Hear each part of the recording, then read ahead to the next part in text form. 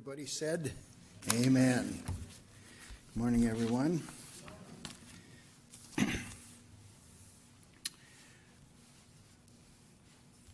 took a page out of this sermon last night. So I thought it might have been a little too long. We're getting a late start the way it is, so that's okay. No, that was wonderful. That was wonderful. I wish we could have been down there and watched that. We were a few years ago when we had children down there.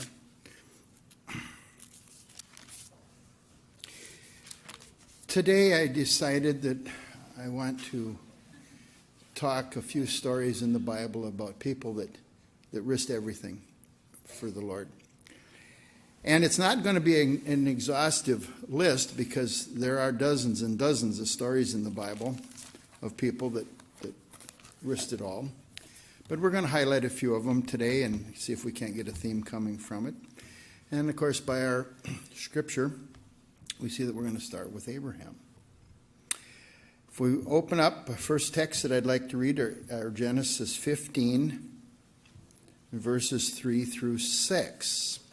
Now, this is when it was still Abram. God hadn't changed his name yet.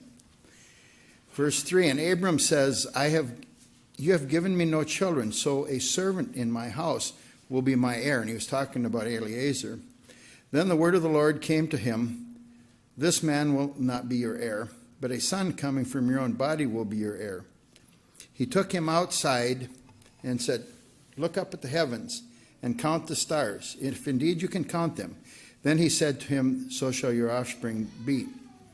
And then the next verse was in our Sabbath school this morning. It says, and Abram believed in God, and he was credited to him as righteousness. Now, many of us can remember memorizing that verse in Sabbath school and grade school, church school for a long time. That's a very prominent verse that we've all grown up knowing.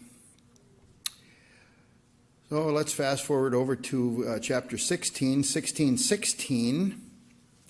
Abram was 86 years old when Hagar bore him Ishmael. Now, he decided that he was going to need a little help. God didn't really know what he was talking about, so he took his wife's handmaiden, and we're not going to really go into that much, but there were some real problems there. The two women did not get along, and so they eventually had to send Hagar and Ishmael off. But, Abram was 86 at this time. Now, you go back another 13 years, Abram was 99, chapter 17, verses 1 through 6. Abram was 99 years old, and the Lord appeared to him and said, I am God Almighty, and walk before me and be blameless. I will confirm my covenant between me and you, and will greatly increase your numbers. Abram fell down, face down, and God said to him, as for me, this is my covenant with you. You will be the father of many nations. No longer will you be called Abram. Your name shall be Abraham, for I have made you a father of many nations. I will make you very fruitful. I will make nations of you, and kings will come from you.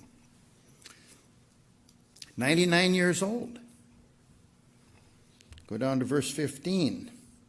God also said to Abraham, as for Sarai, your wife, you will no longer call her Sarai. Her name will be Sarah. I will bless her and will surely give you a son by her. I will bless her so that she will be the mother of nations. Kings of people will come from her. Abraham fell face down. He laughed and said to himself, will a son be born to a man 100 years old? Will Sarah bear a child at the age of 90? And Abraham said to God, if only Ishmael might live under your blessing.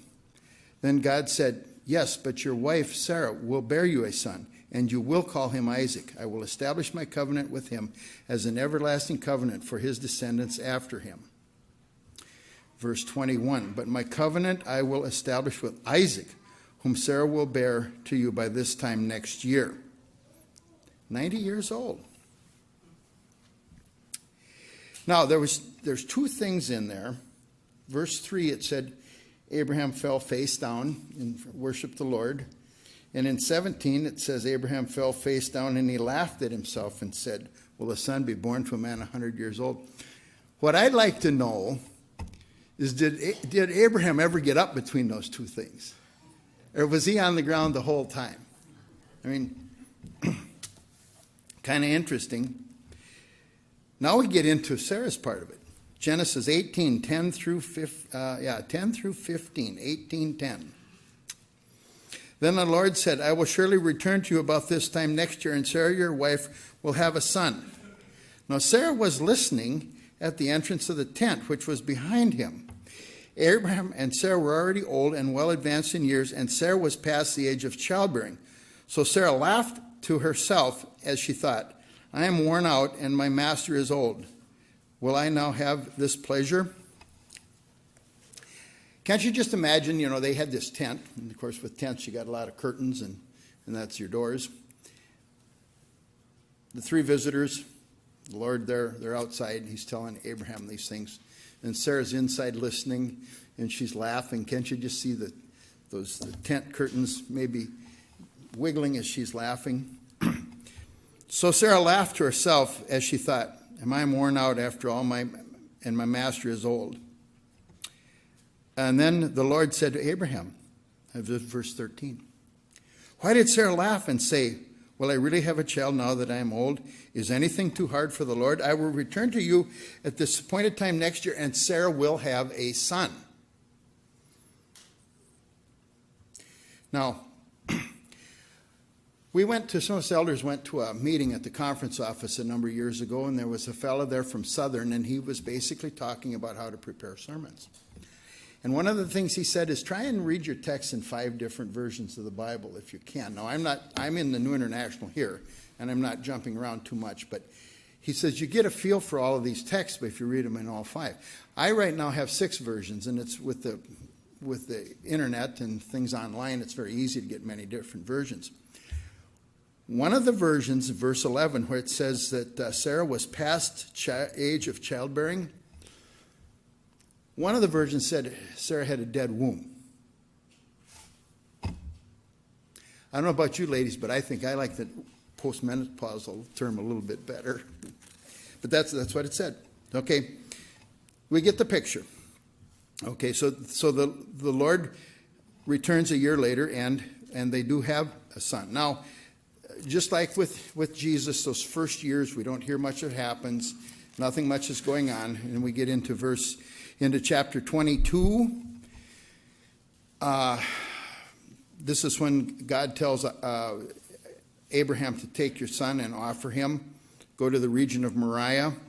It's in verse 2. And starting with, we'll start here with verse 5. They had been already a day's journey, and then he says to his servant, 3 days' journey, I guess it was, and he said to his servant, stay here with the donkey while I and the boy go over there. We will worship, and then we will come back to you. Abraham took the wood for the burnt offering, placed it on his son Isaac. He himself carried the fire and the knife, and the two went together. Isaac spoke up, and this was our scripture today. I have the wood, you have the fire and the knife, but where is the lamb to sacrifice? The interesting thing I see in that verse is Abraham tells his servants, he says, we will go and worship, and we will come back. He didn't say, I'll come back. He told them, he didn't give them a clue, not even a clue of what was going to happen. He said, we will come back. Now in verse 8, 22:8, Abraham answered, God himself will provide the lamb for the burnt offering, my son, and the two of them went on together. Let's just imagine, if you will, for a minute, get into Abraham's mind. Here's this son. They've never, they waited and waited and waited for him, and they tried this thing with Ishmael and it didn't work, and they finally, the Lord promised him a son, and they got their son, and prophecies were fulfilled. And then he says, give him up. I can't imagine Abraham, his lower lip had to quiver as he was talking. But he loved the Lord so much that he was going to go ahead and do what the Lord asked. In the book That I May Know Him, chapter 14, we read, to Abraham no mental torture could be equal to that which he endured in the obeying of the command to sacrifice his son with a breaking heart and an unnerved hand. He takes the fire while Isaac inquires, behold the fire and the wood, but where is the lamb? Genesis 9:12 through 11 was the sweetest words that were ever spoken when the angel of the Lord says, don't lay a hand on that son. Do not lay a hand on the boy, he said. Do not do anything to him. Now I know that you fear God, because you have not withheld from me your son, your only son. The next person we're going to talk about is Rahab. And that story is found in Joshua 2, verses 1 through 7. Now, a few years ago, in New York Mills, every summer, and I think they're still doing it, they have what they call the Great American Think-Off, and they have a thought-provoking question every year, and they put it out months and months in advance, and people can write essays to answer the question, and then they take some of the best ones, and they bring them there for the final debate. And I remember a few years ago, the question that they posed to people to answer was, is it ever right to lie? This was the question that they posed. Is it ever right to lie? I don't remember the results of it.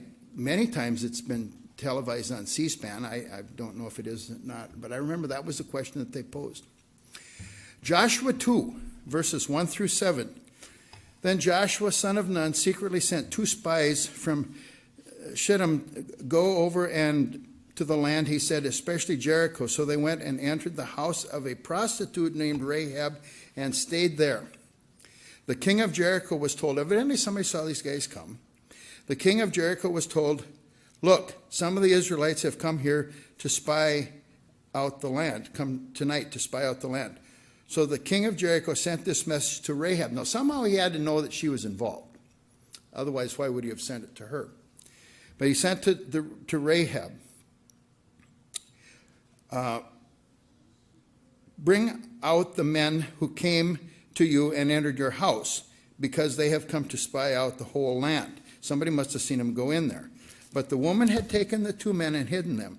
She said, yes, the man came to me, but I did not know where they came from. And at dusk, when it was time to close the city gates, the men left. I don't know which way they went. Go after them quickly. You should be able to catch up to them. But secretly, she had taken them up to the roof and hidden them under the flax stalks that she had laid out on the roof. So the men set out in pursuit of the spies on the roads that leads to the fords of Jordan, and as soon as they left, then the gates were closed. Now, in Patriarchs and Prophets, page 482, Mrs. White writes, the Israelites were still encamped on the east side of the Jordan, which itself presented the first barrier to the occupation of Canaan. Joshua knew, however, that God would make arrangements for an advance. A few miles just beyond the river, just opposite the place where the Israelites were camped, was the large and strongly fortified city of Jericho. This city was virtually the key to the whole region, and it would present a formidable obstacle to the success of Israel. This is why Joshua sent the 2 spies ahead of time. Okay, reading on in verses 8, 9, and 11. Before the spies lay down for the night, she went up on the roof and said to them, I know that the Lord has given you this land, and that a great fear of you has fallen on us, so that all who live in this country are melting in fear because of you. They knew what had happened. They knew what happened in Egypt. They knew what happened in the Red Sea. They knew that they had been wandering in the wilderness for 40 years, and any time they knew they were coming. When we heard of it, verse 11, our hearts melted and everyone's courage failed because of you. For the Lord your God is God in heaven above and on the earth below. This lowly prostitute knew that the God of Israel was a true God. And she believed what she knew. In verses 15 through 18, now she asked for some help.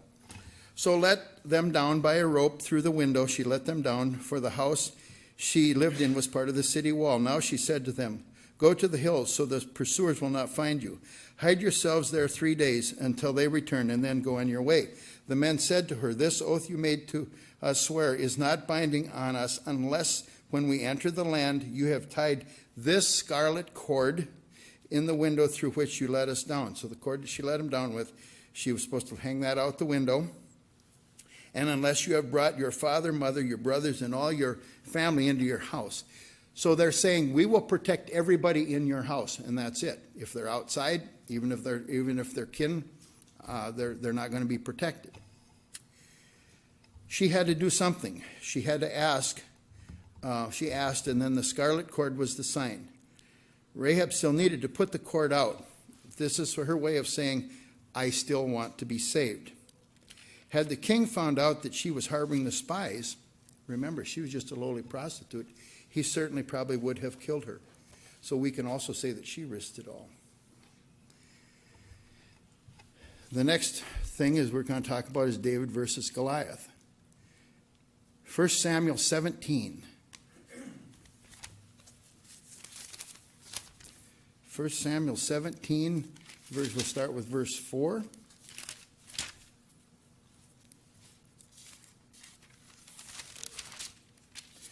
First Samuel 17:4. A champion named Goliath, who was from Gath, came out of the Philistine camp. He was over 9 feet tall.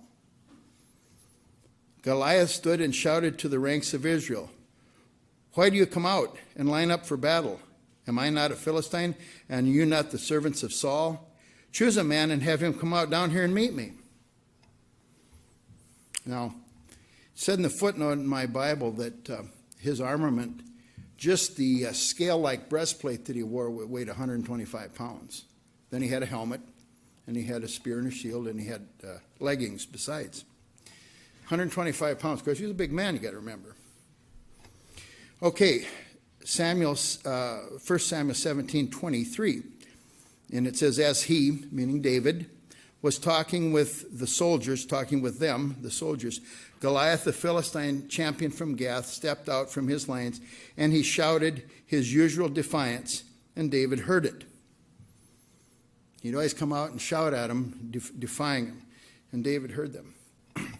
This kind of reminds me of the story of Ole. Ole lived by a river, and on the other side of the river lived a guy by the name of Clarence.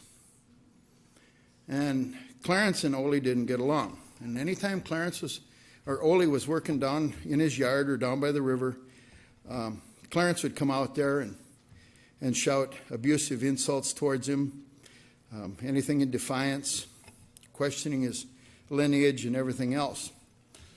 Ole had no boat and Ole couldn't swim, so he had no choice but to put up with it.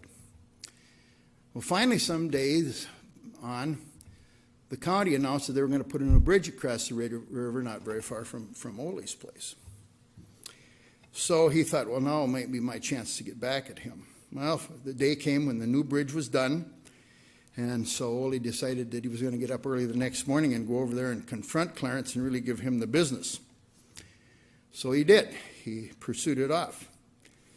Well, he come running back very fast, ran through the front door, locked the door, ran to the back door, locked the back door, shut the lights off, started pulling shades, and all the while he's doing this, he's muttering, he didn't look that big from here. He didn't look that big from this side of the river. About that time, Lena comes out of the bedroom, and she says, Ole, you're back so soon. I thought you were going to give Clarence the business this morning. Did you go over there? And and Ole says, yeah. He says, I started over there.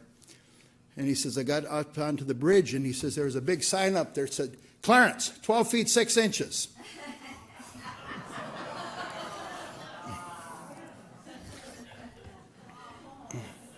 Size didn't scare David. David was not especially... interesting with David, these other people that we talked about, God had called them. David was there, and David says, I can take this guy. And he did it only because he knew that he had killed a wolf and he had killed a lion with his own hands, a bear and a lion with his own hands sometimes before that. He was a giant, there's no question about it. David risked his all to take him down. The next person that we're going to talk about is the widow at Zarephath. And that's in 1 Kings 17, verses 12 through 7 through 12. 1 Kings 17, 7 through 12.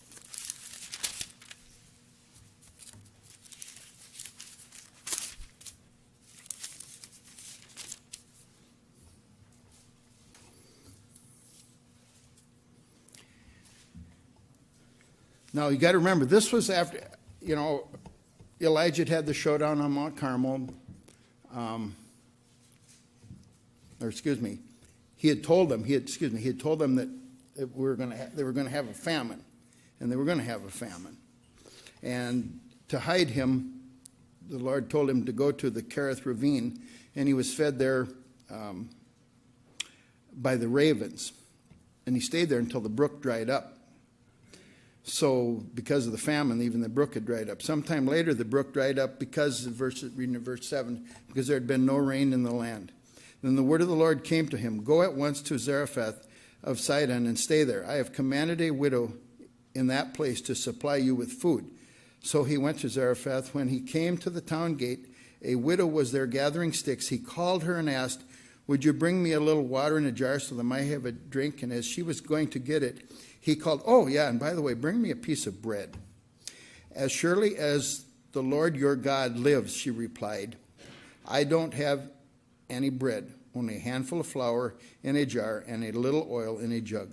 I am gathering a few sticks to take home and make a meal for myself and my son that we may eat, and then we'll die." In times of famine and pestilence, drought, the widows always fared worse.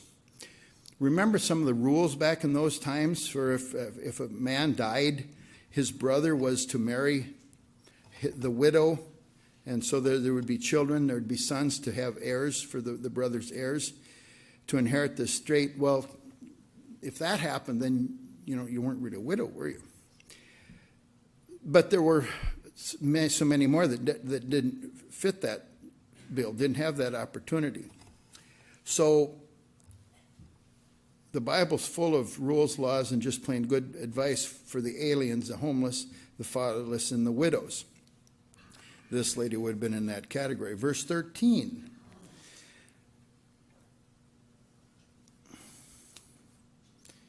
Elijah said to her, "Don't be afraid. Go home and do as you have said, but first make a small cake for me, and when you have that, bring it to me, and then make something for yourself and your son. For this is what the Lord, the God of Israel, says, the jar of flour will not be used up, and the jug of oil will not run dry until the day the Lord gives rain on this land." So she went as Elijah had told her. So there was food every day for Elijah and for the woman and for her family. For the jar of flour was not used up, and the jug of oil did not run dry, in keeping with the word of the Lord spoken by Elijah.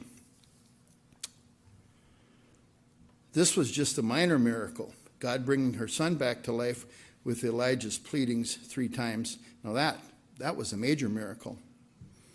But what if she had said no to Elijah? What if selfishness had played a part? Looking out for your own child would not be considered selfish. And yet God told Elijah, "I have commanded that widow in that place to supply you with food." In the Desire of Ages, chapter 24, page 238, it says, "The servants like Elijah, whom God had chosen for a special work, were not allowed to labor for a hard-hearted and unbelieving people. The Lord passed by the homes of Israel and found a refuge in his servant in a heathen land with a woman who did not belong to the chosen people. But this woman was favored because she had followed the light that she had received, and her heart was open to God's greater light."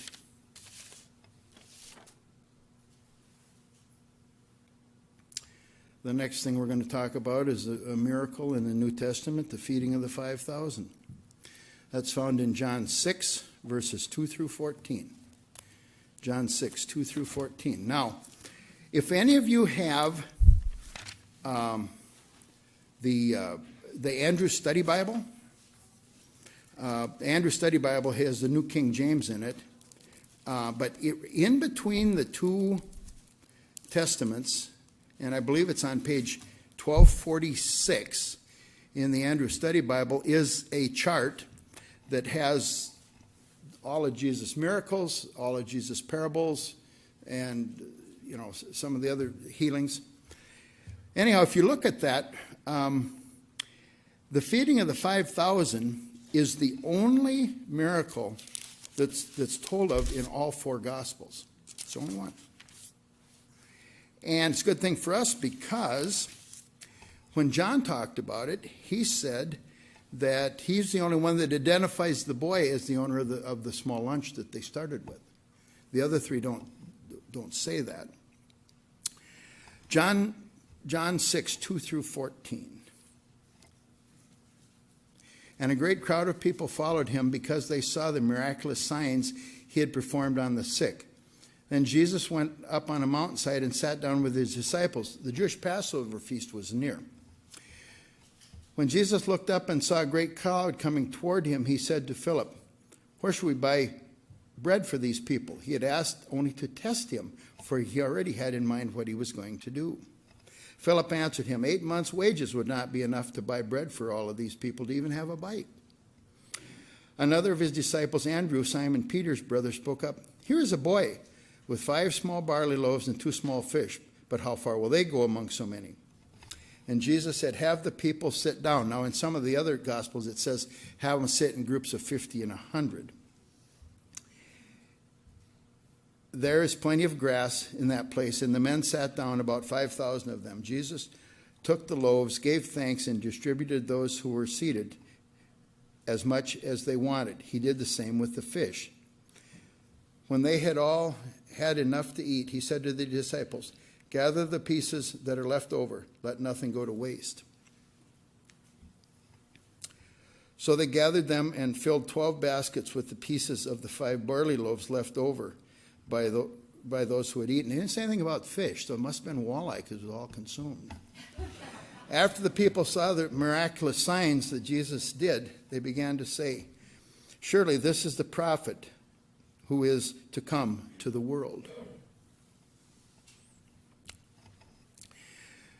Now, John was the only one that identified this as a boy. We don't know much about we don't know if the child volunteered his food basket or not, but we think he probably was there because we know Andrew said the child was here, and they did not have to go and find him. First, I think the boy volunteered the basket because he was there. He'd come there on his own. We have a school teacher here in the front. Many times children do not assess the consequences of their actions or their words. I'm not a teacher, but I've heard that 10th graders might be about the worst to teach because at that point they're starting to get into adulthood, and beyond that they start to realize that there are consequences to their actions. And as they get older, they realize these things more and more. This child only knew that Jesus, this man everybody wanted to see, was asking for food. And probably because of his upbringing, he was quick to share or actually give his meal away. He gave no thought that he might go hungry. He willingly accepted that risk. After Jesus performed this miracle, he gave a lesson in economy. Gather up the fragments that remain, that nothing is lost. This is for his followers. All of our assets are a gift from God, and it is our duty to use them wisely. The last thing we're going to talk about is the widow's mite. Now we're going to back up a little bit. That goes back into Mark 12.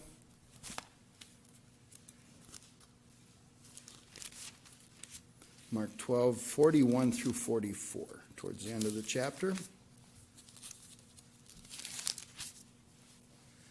Mark 12, 41 through 44. Jesus sat down opposite the place where the offerings were put and watched the crowd putting their monies into the temple treasury.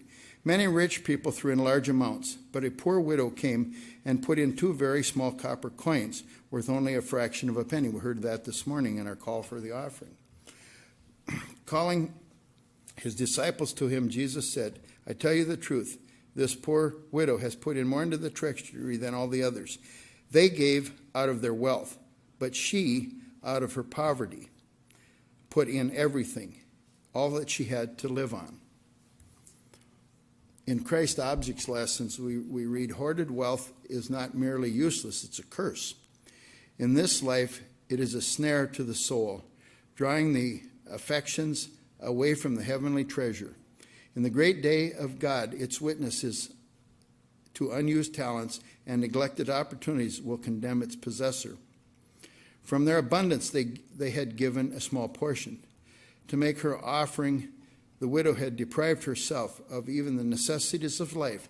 She risked even her most basic living expenses to help with the expense of the priests in the temple. She wanted to help. About a year ago, January, we got a call from one of our friends in the Wadena church, said that Steve Darmody was going to be in Fargo for a concert that Friday night. It was probably the best kept secret around because we didn't know about it. If he hadn't told us, we wouldn't have known. I had the weekend off. I wasn't on call, so Sandy and I went up. It was a very cold weekend, but we went up there on a Friday night, and we listened to his concert. Wonderful concert. Steve Darmody, some of you that maybe don't know, is a very popular baritone singer within the Adventist circles. He's been pretty popular for probably 20 years or so. Anyhow, he has another passion, and his passion is the program, the World Vision, where for a small token, actually, you can help educate, food, and clothe a child in the developing countries. We decided to do that night. It's only $35 a month, and they, take it right out of your checkbook or credit card or whatever, so you don't even have to write out a check. And so after we did it that night, and we picked about a 10-year-old boy from Mozambique, and he had a family, he had a mother and a father and children, siblings, but, very, very poor. From then on, we had our conversations. Anything else that we conversed with was through World Vision.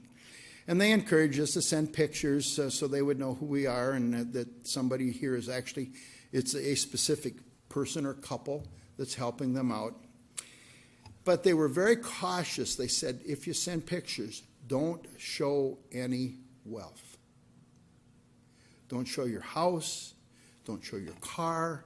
Don't show your snowmobile, your boat, your ATV, nothing. Because these people, the only thing they really understand is abject poverty. And so when you think about that, what we give is probably from our wealth. It's not from, like the widow with the widow's mites with the last two mites that she owned.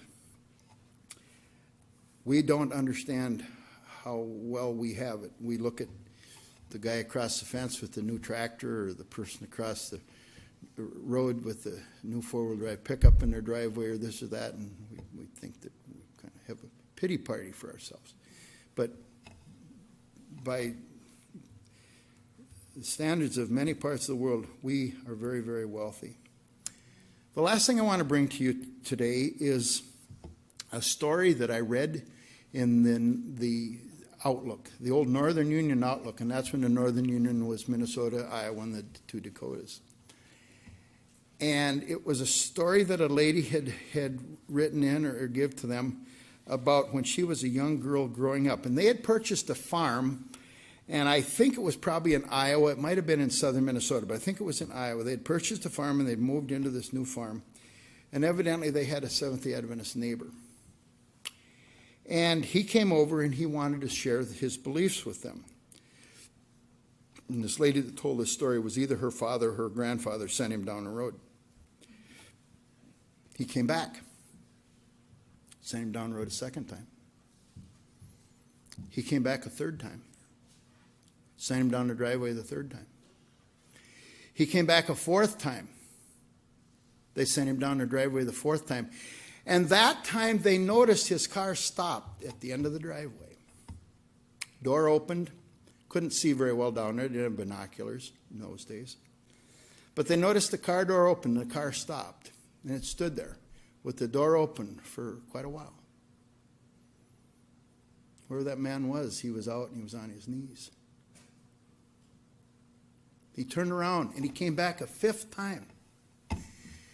And this lady said, it was either her dad or her grandfather, thought, if he's that passionate about what he wants to tell us, maybe we should listen. And they became Adventists. And the crux of the story was, what if he'd have never come back? What if he'd have never come back? My friends, we rarely get out of our comfort zone. We give our tithes and offerings, but we have a lot of wealth left over.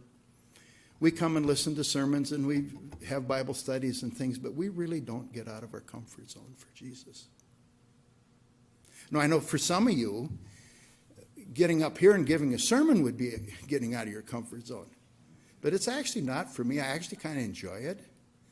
And the reason that I enjoy it, and I'll tell you this right now, is that when I prepare a sermon, I don't feel that's the time I'm the closest with the Lord, is when I'm preparing a sermon. And even though it takes a lot of free time and stuff, and they can be frustrating because you have to start with a theme, and then you have to get your material, and then you've got to get your material to flow, and things like that. And sometimes it takes a while before it all comes together. But I don't mind doing it. I enjoy it. But we need to risk ourselves for the Lord. The Lord gave us, He gave us everything. We need to give back. We need to risk what we have. Everything for the Lord. Closing song is number 271. Break Thou the Bread of Life.